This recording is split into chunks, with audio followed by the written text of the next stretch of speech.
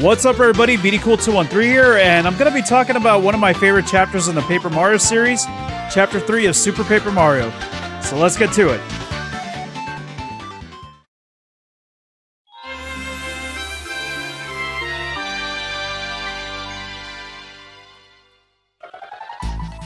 So I haven't really played all of the Paper Mario games yet. The only ones I haven't played yet are Thousand Year Door and Color Splash, but hopefully before the end of this year I hope to change that.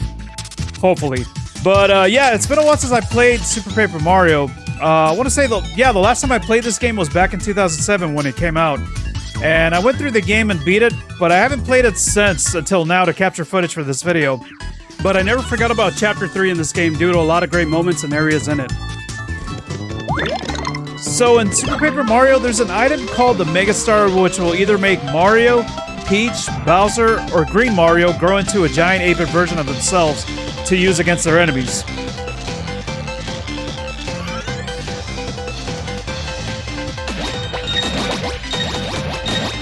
And in Chapter 3-1 of this game, if you go into a certain area of that level, you'll encounter a Koopa Troopa who runs over to a question mark block to grab this.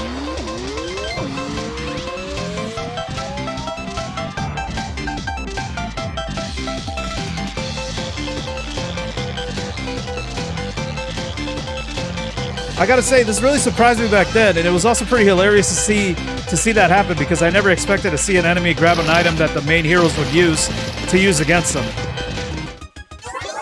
Another thing that I liked about Chapter 3 were the look of the levels, each level having a pixelated look. Chapter 3-1 kind of reminds me of the original Super Mario Bros., and it also has an underground area that's very similar to World 1-2 of Super Mario Bros.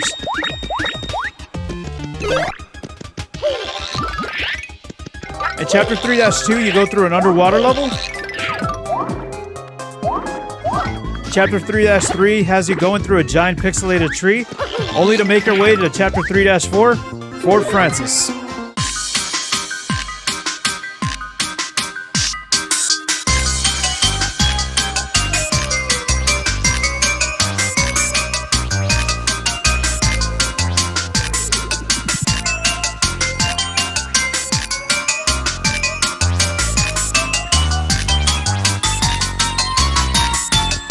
Fort Francis is another memorable part of this game for me. The song that plays in this place is really great, and it brought back memories when I heard it again for this video. Kinda wish that they would add this song into Super Smash Bros. Because I think it would fit. Either like the original version or a remix.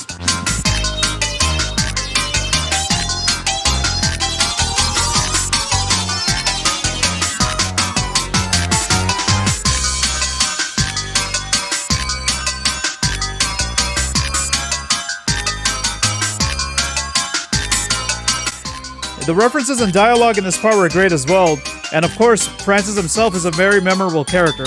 At one point, Francis takes out his laptop and runs a program called Swoon.exe, which is a dating simulator because when he runs into Peach, he's kind of really nervous to talk to her, so he uses the application to talk to her by selecting different options in the app.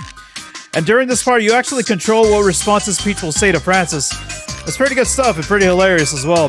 Something that I really did not expect to see, but yeah. A dating simulator. It happened.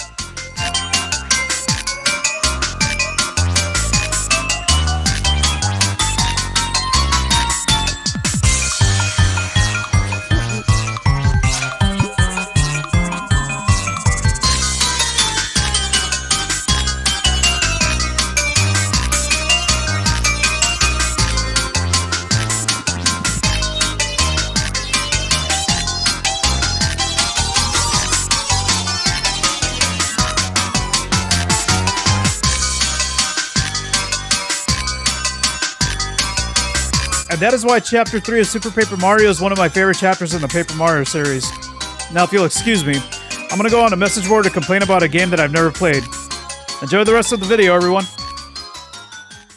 I have many favorite chapters in the Paper Mario franchise, and I could sit here all day long and talk about all of them, but I had to talk about one specific one from Paper Mario the Thousand Year Door because to me, it's very important and very underrated. The Palace of Shadows is the very last chapter in Paper Mario the Thousand Year Door, and it's pretty much the chapter that's based around the entirety of the game. the 1,000-year door itself. After collecting all the crystal stars, you open this behemoth of a door and explore the creepy depths and the unknown stretching far beneath Rogueport itself. Lots of people kind of leave this place out just because it's the last chapter of the game, but to me, it finishes the game off better than any Paper Mario in the franchise. It's very creepy, and the whole game is about unleashing this ancient power that Sir Grotus is trying to get to. And to be honest, you really don't know what it is until the very end of the game, and as you're going through these deep, creepy hallways, it starts to dawn on you, what the heck is this that we're looking for anyways? Right off the rip, Mario gets attacked by a swarm of dry bones, which also initiates the very first mini boss battle of this world. And let me tell you, this chapter is full of boss battles. One of my favorite parts is once you reach about the halfway point in this dungeon area, you'll come into a world within a world. It reminds me of Journey to the Center of the Earth, where you're in this giant underground chamber, and it's kind of like you're outside, but technically you're still underground. You have a giant tower too in the middle that you'll have to ascend, and using different partner abilities have to solve puzzles, which is actually really clever, and just trying to get into this place requires lots of puzzle work as well. Also, did I mention that there's an actual boss fight in the middle of this chapter, and you actually fight the older brother of Hooktail, the very first dragon boss of the game? It's absolutely insane. Gloomtail is the older brother of a boss that you fight in the very beginning, and it's just kind of like a big wraparound, big tie-in to the whole story arc completely, even though it doesn't matter, it's just dragons, who cares, but it works. You'll then continue to press on deeper and deeper and deeper underground until eventually you'll reach even a factory-based area, which is kind of weird because it makes proof that there was some type of ancient civilization that lived down here or lived underneath Rogueport. But after many, many flights of stairs that you'll descend and finally reach your destination of the throne room, and as you walk down the hall, you see your health refill box and the save box, and you know that it's about to get intense, and it actually is a 3-part boss battle. You fight 3 bosses in a row, 2 of them back to back without a save. You will seemingly defeat the leader of the X-Naut gang, Sir Grotus, and also Bowser and his companion, Kammy Koopa. Then finally making your way to the final room, you'll come into your final encounter with the Shadow Queen herself, the legendary creepy figure that's been down here all of this time, the ancient mystery that everybody has been looking for, and now she's released thanks to Sir Grotus and immediately destroyed after he tries to control her. She then goes to take out and wipe out the entire world and cover it with darkness, and she does it in a matter of seconds. And of course this initiates another boss battle, which I just absolutely love this chapter. It's without a doubt one of my favorite, and it's the perfect ending to such a beautiful game. Hey, this is Novalightsky, and my favorite Paper Mario game is the original Paper Mario 64. I've played 64, 1,000-Year Door, Super, and Origami King, and out of all of these games, I still prefer the original. The original has such a unique and wholesome charm to it, and the game just oozes charm and personality that still impresses me even now. And this game set the standard for every Paper Mario game after it, and I don't think the other Paper Mario games we love would be as great if the first one wasn't as wonderful as it is. I love all the chapters in this game, but I think my favorite chapter would have to be the final one, Chapter 8. I remember playing the game with my siblings when I was little, and the first time I saw Starway and finally Star Haven, I was stunned. Shooting Star Summit, Starway, and Star Haven are just so incredibly beautiful, and it left such an impression upon me that I ended up naming my own Discord Star Haven. Star Haven is just so beautifully designed, and even with the limited graphics at the time, the place is still dazzling to look at. And then, of course, we have Bowser's Castle. Even going through Bowser's Castle as an adult, though I was able to get through the castle easily enough, I was still challenged by the numerous puzzles in the castle. And then we have the final battle against Bowser on a platform in the sky, and we have this dramatic parallel battle with Mario and Bowser, and then we have a short segment where we have Peach, Twink, and Kammy Koopa. This battle goes in phases, and it's a nice lengthy battle that, even though it wasn't too difficult, it was still incredibly satisfying in the end. And then we have my favorite sequence in the entire game, the parade.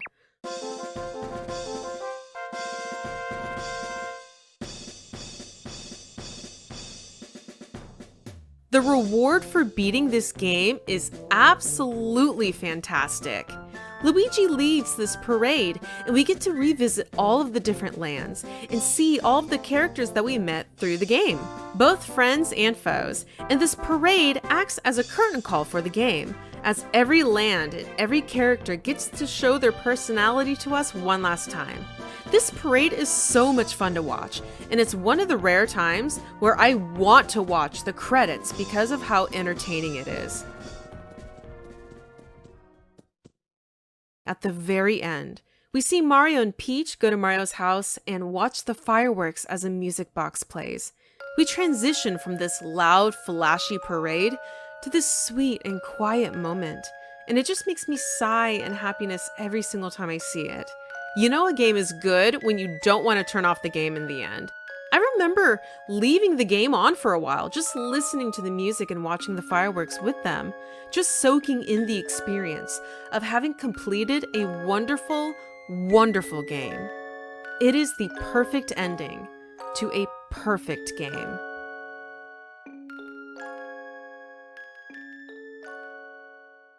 Hi, my name is Super Mario T. I'm a mostly Nintendo channel that talks about and plays Mario, Smash Bros., Pokemon, Sonic, and of course, Paper Mario. My favorite game in Paper Mario is The Thousand-Year Door, and my favorite chapter from that game is 4. In spite of the backtracking and padding that can drag this specific part down for some, I feel it's one of the strongest self-contained stories in the game, along with introducing one of the best characters to Mario's party. Twilight Town is a visually appealing location, and the structure it dons is both unexpected and engaging in almost every way.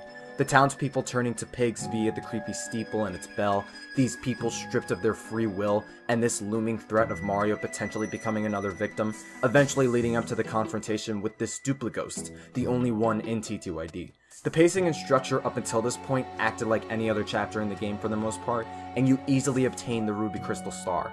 Or so it seemed. Then it turns out that Duplighost steals Mario's identity, and this becomes the driving force of the bulk of the chapter.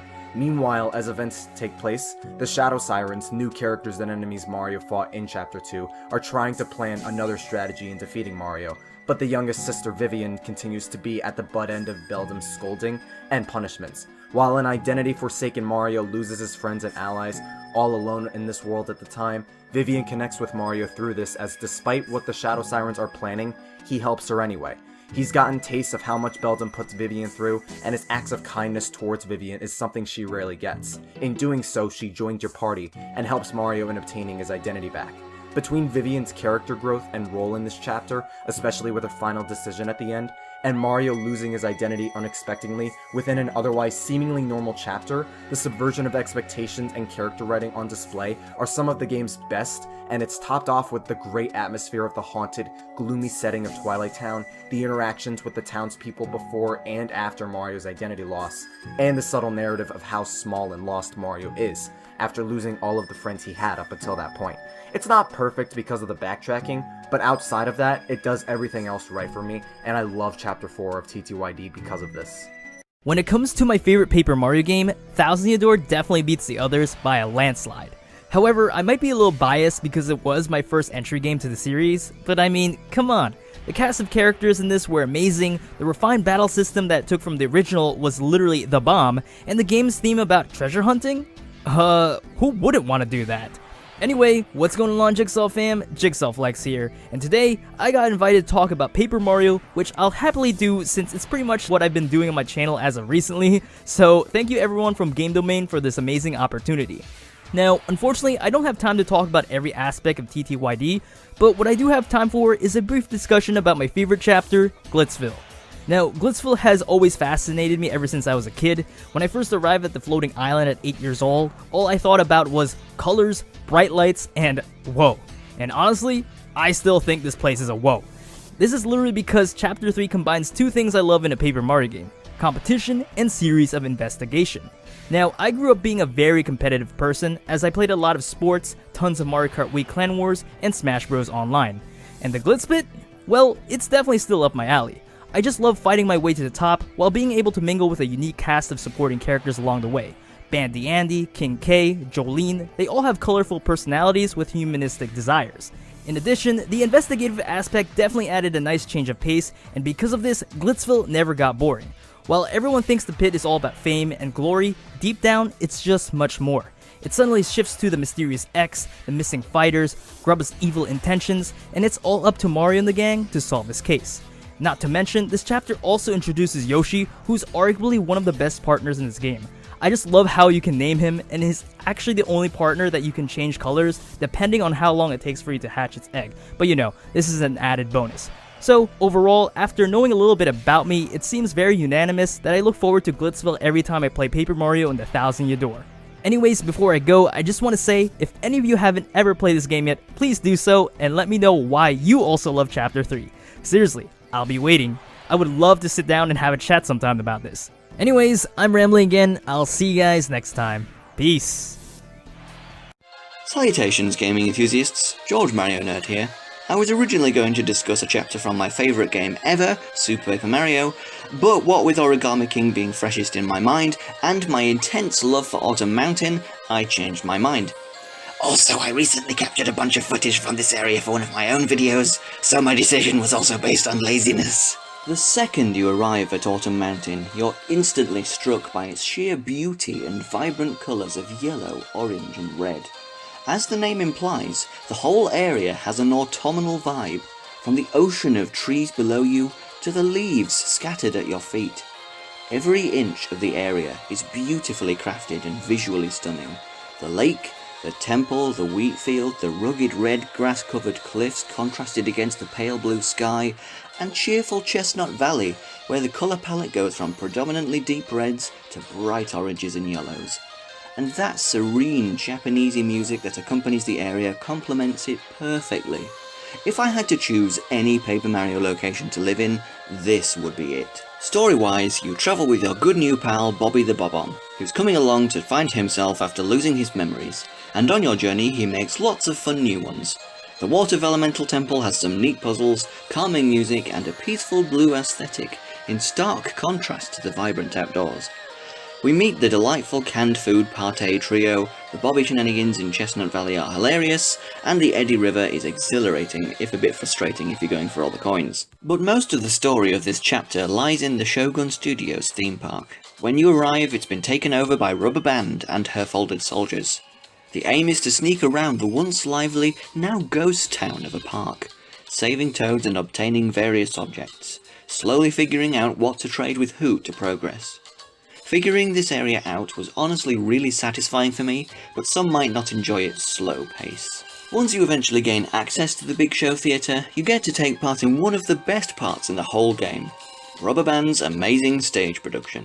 Featuring a Wild West play, a play where Mario must defeat two gangs of Koopas to save Birdo, which I'm sure is based off some movie I'm embarrassed to admit I've never seen, and a hardcore, deadly performance of Swan Lake. It may not be the ultimate show, but it's a great show nevertheless. Lastly, there's a truly joyful celebration when you liberate Shogun Studios, and Bobby gets his memories back.